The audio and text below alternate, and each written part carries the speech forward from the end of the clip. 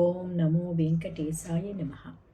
తిరుమల చరితామృతంలో తిరుమల కొండ మీద బావుల రహస్యాల గురించి వివరంగా తెలుసుకుందాము.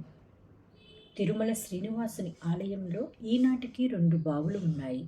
ఒకటి విమాన ప్రాకారంలో ఉన్న బంగారు బావి, రెండవది సంపంగి ప్రాకారంలో ఉన్న పూలబావి. పూలబావి వృత్తాంతం వరాహ పురాణం 2వ భాగంలో వస్తుంది. ఈ కథకు భగవంతుడు శంఖచక్రాలు ధరించకుండా ఉండే కథకు దగ్గర సంబంధం. కలియుగారంభంలో తొండమాను చక్రవర్తి శేషాచలం ఆ చుట్టుప్రక్కల ఉన్న తొండ దేశాన్ని పరిపాలిస్తూ ఉండేవాడు. ఈయన పరమ భాగవతుడు, శ్రీనివాసుని ఆంతరంగిక భక్తుడు. శ్రీనివాసునికి ఆలయం కట్టించి చాలా మహోత్సవాలు ప్రారంభించి సక్రమంగా జరిపించిన వాడు ఇతడే. ప్రతిరోజు స్వామిని వెంకటాచలంలో దర్శించుకోవాలన్న ఆకాంక్ష తీర్చడానికి స్వామి అతనికి అహోబిలం నుండి వెంకటాచలానికి ఉన్న సొరంగ మార్గం అంటే బిల్లం రహస్యం చెప్పి తొండమానునికి రోజు తన దర్శనం చేసుకోవడానికి సావకాశం కల్పిస్తాడు.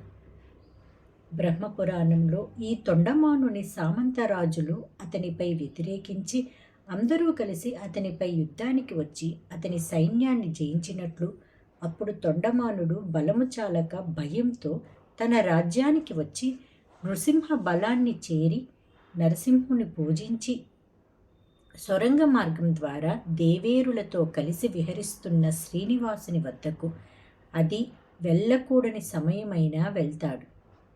సమయం కాని సమయంలో అలా వచ్చిన రాజుని భగవంతునితో విహరిస్తున్న 2 దేవేరులు చూచి శ్రీదేవి శ్రీనివాసుని వక్షస్థలంలో ఉన్న వైజయంతిమాల వెనుక సూక్ష్మరూపి అయి దాక్కొంది.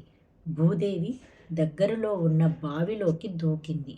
భూదేవి కదా కనుక ఆమె భూమిలోకి బావి ద్వారా వెళ్ళిందని తెలియాలి. రామానుజుల కాలంలో ఈ కథ చాలా ప్రసిద్ధిలో ఉండేదట. ఇతర పురాణాలలో కూడా ఈ కథ చెప్పబడింది. కానీ కల్పభేదం వలన కథలో కొంచెం మార్పు కనపడుతుంది. బ్రహ్మాండ పురాణంలో శత్రువుల చేతిలో పరాభవం జరిగి తొండమానుడు వచ్చినట్లు చెప్పబడింది. కానీ వరాహ పురాణంలో వీరశర్మ అనే బ్రాహ్మణుడి వృత్తాంతం చెప్పేటప్పుడు ఈ కథ చెప్పబడింది. వీరశర్మ తన భార్యను రాజు సంరక్షణలో వదిలి తీర్థయాత్రకు వెళ్ళాడు. ఆ బ్రాహ్మణుడు తిరిగి వచ్చిన సమయానికి అతని భార్య మరణించింది.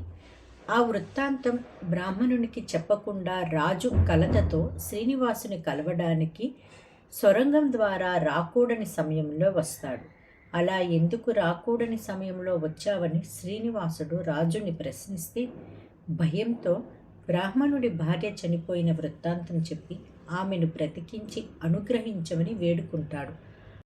అలా అసందర్భంగా వచ్చిన రాజుని చూచి దేవేరులు దాక్కుంటారు. పురాణాలలో భూతీర్థంగా చెప్పబడే ఈ బావిలోకి భూదేవి వెళ్ళిన కారణంగా శ్రీరామానుజులు ఆ బావిలో భగవంతుడిని అచ్చారూపిగా ఉంచి శ్రీనివాసునికి సమర్పించిన తులసి అలాగే శ్రీనివాసుడు రాణిని దత్తు ఇవ్వమన్నాడు. దానికి ఆమె స్వామి నేను భర్త ఆజ్ఞకు లోబడి ఉండేదానిని, నా భర్త అనుమతిస్తే అప్పుడు ఇస్తాను అని బదులు చెప్పింది. దానికి స్వామి అలా అయితే సరే, నేను నా అన్న గోవిందరాజు తిరుమల అధీనుడను, అతడు నీకు సంతానం ఇవ్వమని నాకు అనుమతిస్తే అప్పుడు నీకు నేను సంతానాన్ని ఇవ్వను, అంతేకాని ఇంకే విధంగానూ వీలు పడదు అంటాడు. సంబంధం తెలిసింది కదా.